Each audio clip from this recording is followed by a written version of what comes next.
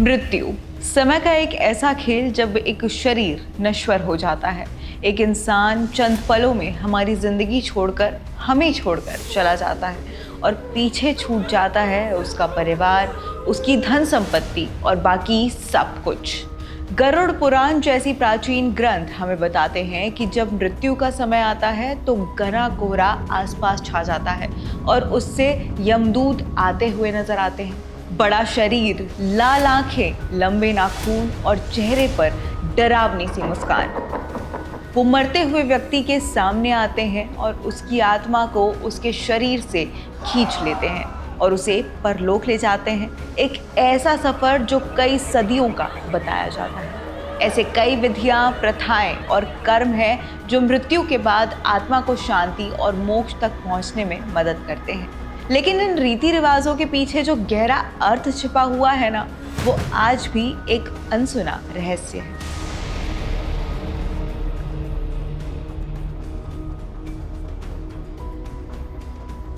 ऐसा कहा जाता है कि जैसे ही किसी के शरीर से यमदूत आत्मा को निकालते हैं तो वो तड़पने लगती है, रोने बिलखने लगती है और वो अपने शरीर में वापस जाने की पूरी कोशिश करती है, लेकिन यमदूत उसे अपने चाबुक से खींचते चले जाते हैं। साथ ही ये भी माना जाता है कि मरने वाले व्यक्ति के आसपास कुछ डरावने काले साए होते हैं, बुरी आत्माएं होती हैं जो मृत्यु और स्वर्ग के बीच फंसी होती है।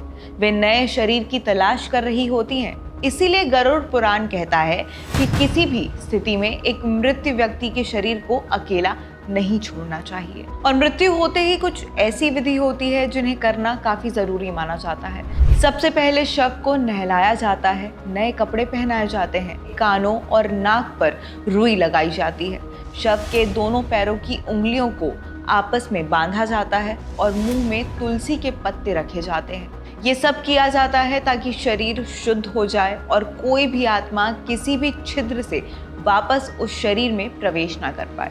इसे अंत्येष्टि या अंतिम संस्कार कहा जाता है। इन सभी विधियों के बाद देह संस्कार किया जाता है, जिसमें शव को चंदन की लकड़ियों से बनी चिता पर रखा जाता है।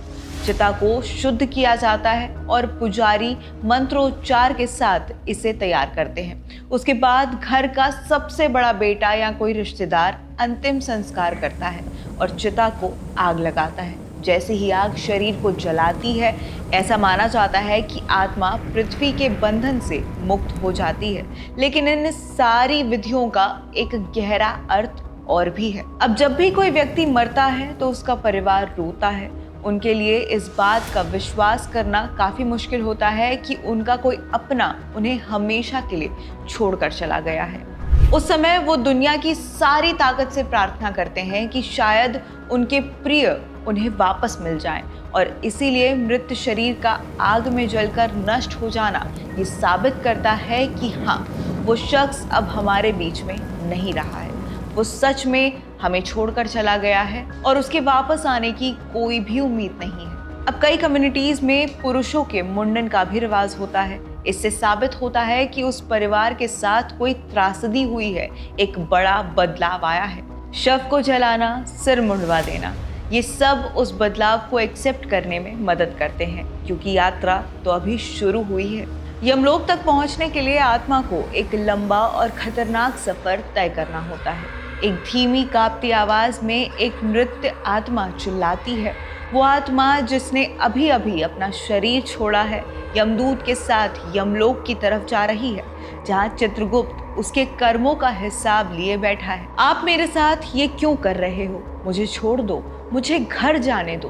दर्द से कहराती आत्मा को समझ ही नहीं आता कि आखिर उसके साथ हुआ क्या है। वो इस बात को एक्सेप्ट ही नहीं कर पाता कि वो मर चुका है, परंतु उसके साथ चल रहे यमदूत उसे पीट कर याद दिलाते हैं कि उसके पास कोई भी नहीं है उसके परिवार के अलावा। कहते हैं कि यमलोक के रास्ते में कई खतरनाक और डरावने रास्ते आते हैं, जिनका सामना आत्मा को अकेले ही करना पड़ता है। और सबसे खतरनाक हिस्सा वैतरणी नदी है, खून से भरी नदी।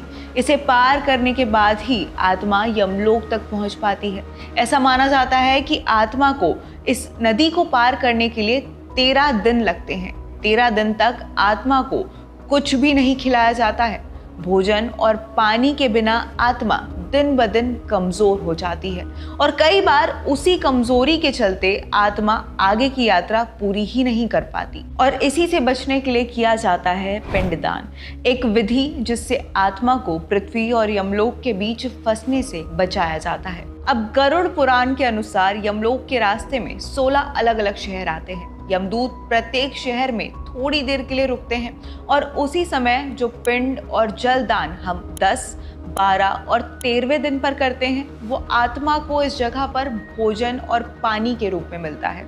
इसे खाने से आत्मा कठिन यात्रा के लिए तैयार हो जाती है और इसीलिए पिंडदान इतना महत्वपूर्ण होता है। लेकिन पृथ्वी पर यही विधि एक परिवार को एकजुट रखता है। 13 दिन लोग एक साथ आते हैं, एक साथ खाना खाते हैं, समय बिताते हैं, साथ में जो उन्हें छोड़कर चला गया है उसकी यादों के बारे में अच्छी बातें करते हैं। ये सब एक परिवार को इस कठिन समय में एक दूसरे का सहारा बनाता है। यहाँ मौत को अंत नहीं बल्कि एक नई यात्रा की शुरुआत माना जाता है जो मोक्ष या फिर नए जन्म की ओर बढ़ती है।